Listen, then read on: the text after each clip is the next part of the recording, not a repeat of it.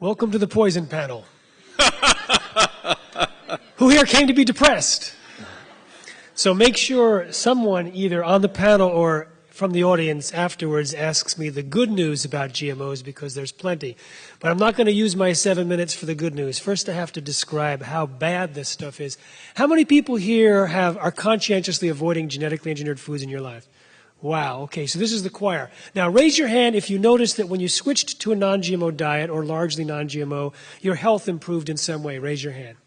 Okay, we don't have time to interact right now, but I'm going to tell you what I have discovered in about 80 such talks. If I asked you to describe what are the symptoms that you noticed were eliminated completely or improved, we would definitely hear that the biggest, most popular symptom probably in every single group is gastrointestinal.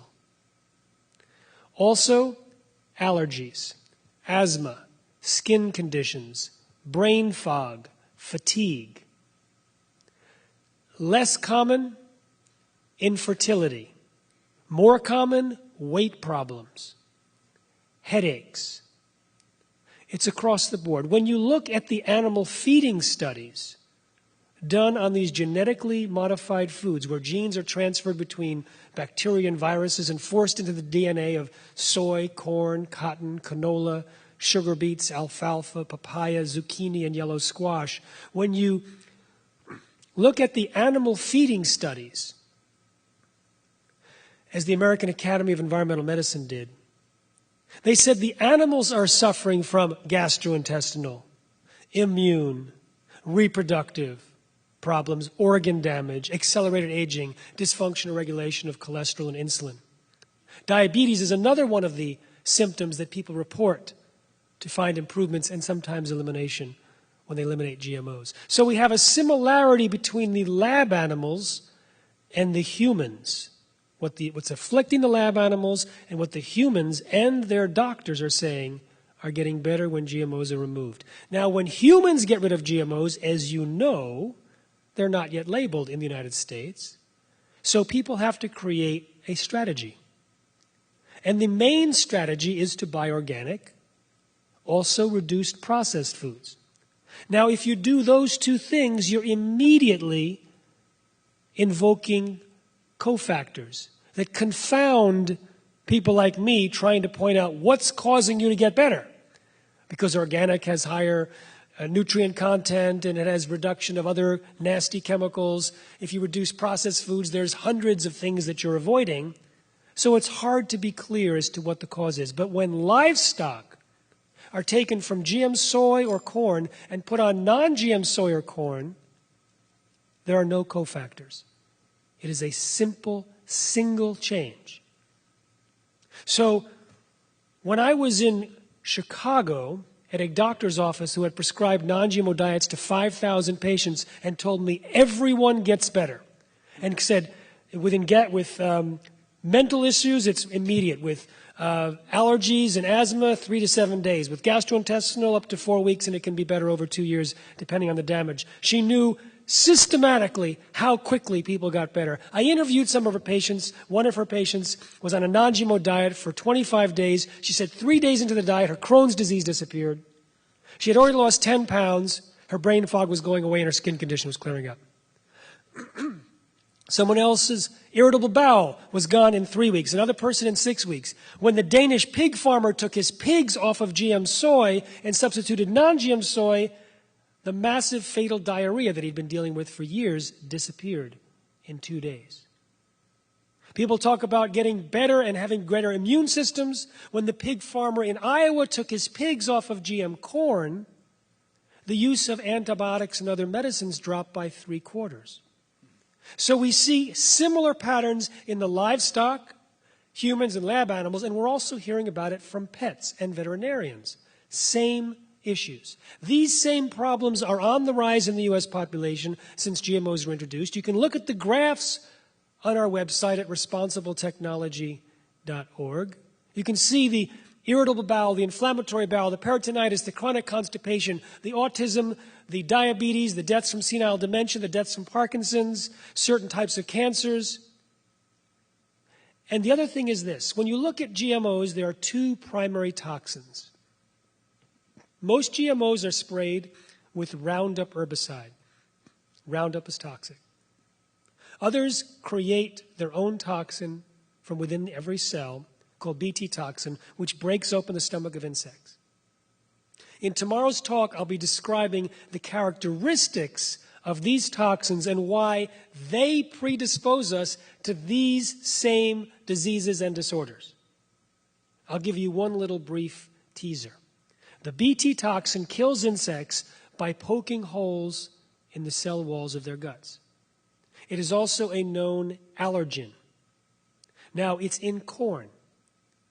It turns out that the Bt toxin which does this was supposed to be benign and not affect humans or mammals. In 2012, a study showed that it pokes holes in human cells, just like in insects.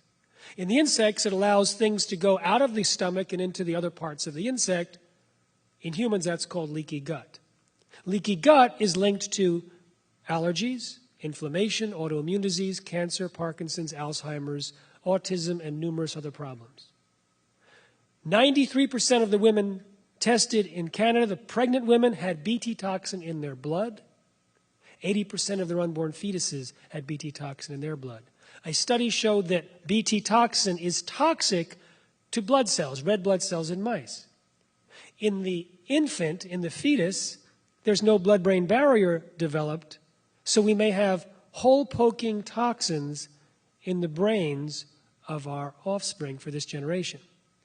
Now, the Bt toxin should be wiped out pretty quickly in the blood, but why would 93% of Canadians who don't eat tortillas every day have Bt toxin in their blood?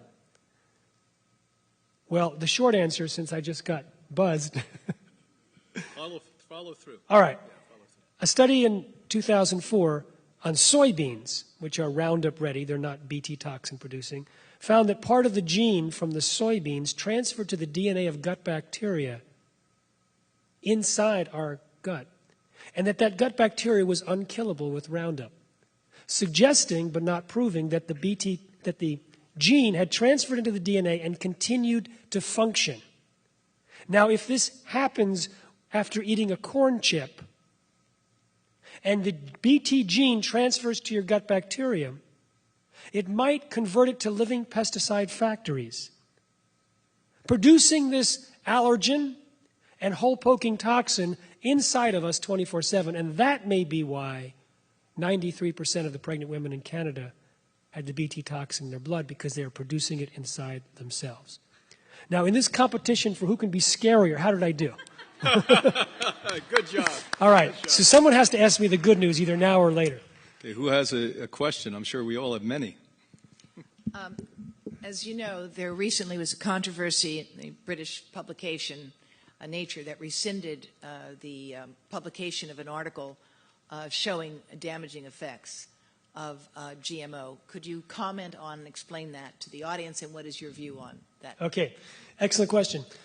A French scientist named Professor G.E. Seralini was evaluating the submissions by the biotech industry for the French government and for the EU. And he noticed that there were very serious problems, but these were confidential submissions. And he wanted to just comment in public that he was concerned, but was told that's illegal. He had to file a lawsuit just to be able to speak about his concerns, and file a lawsuit. Greenpeace filed a lawsuit to get access to some of these confidential submissions. And once they became public, he then was able to analyze them and found that Monsanto's 3 types of corn were showing signs of toxicity, especially in the liver and kidneys, in 90 days. So he secretly, without telling Monsanto, because it's very hard to get research done when they know it's happening, extended the protocols of one of these corn studies. They just took exactly the same type of rats that Monsanto used, the exact same number of controls, and just extended it from 90 days to 24 months, the approximate lifespan of a rat. And they also added more things to look for and more experimental groups. In 90 days, the rats looked fine from the outside. The next month, they started getting tumors. By the end, up to 80% of the female rats had tumors, up to 50% of the male rats had tumors. The experimental group died at 2 or 3 times the rate, and they had organ damage, liver, kidneys, and pituitary, compared to the controls. The other side, the biotech industry, freaked out because this was better research than had ever been done by the biotech industry. But they said, no, no, no, it's unscientific. You used the wrong rats. The same rats that Monsanto used and published it in the same study. They said, oh no, the control group is too small. Same control group size. But they had a coordinated echo chamber of representatives of scientific administration and regulatory bodies and organizations around the world reading from the same choir sheet, giving the same talking points so that it muffled and suppressed the coverage. Then a scientist from Monsanto, who had worked for Monsanto and did research for Monsanto after leaving the company, became the associate editor for biotechnology in this Journal of Food and Chemical Toxicology. And immediately another study that was implicating GMOs were dangerous to the blood cells, which I told you about, that was immediately disappeared from the journal and was published somewhere else. Then a year and a half after this study was published, in September 19th, the one we're talking about from Seralini, last month it was retracted. The editor wrote a letter saying the retraction is not because there's any error, not because there's any fraud, but because the evidence was not conclusive enough. Now, there is a very clear published standard for why a journal can retract, and this does not qualify. There are hundreds, thousands of studies that don't have the conclusive levels that they were asking for, in fact, even at the same journal. So this is an example of how they control the science. Just the last thing, they found that the rats that got sick were those that were eating the Roundup-ready corn that had been sprayed with Roundup, plus the rats that had been eating the Roundup-ready corn with no Roundup, plus the rats that were eating just the Roundup with no corn in the drinking water at levels far less than we're exposed to. And I'd just like to add a little cautionary note. This morning I urged people to go out and read scientific studies, and I'm still urging that because I think it's really important. But this reminds me that one of the things that's really important to do, especially when you see a study that stands out on its own, and it's worth checking no matter what the conclusion is. You'll see something, everybody has said this thing is toxic, but here's a study that's saying it's safe, or vice versa. Take a look in the acknowledgments and see who has funded the study. It is not always, it doesn't always mean something bad, but take a look, see the affiliations of the people who have designed the study, because that's just a little caveat of something that's important to do as you educate yourself to, start reading this kind of materials. Well said.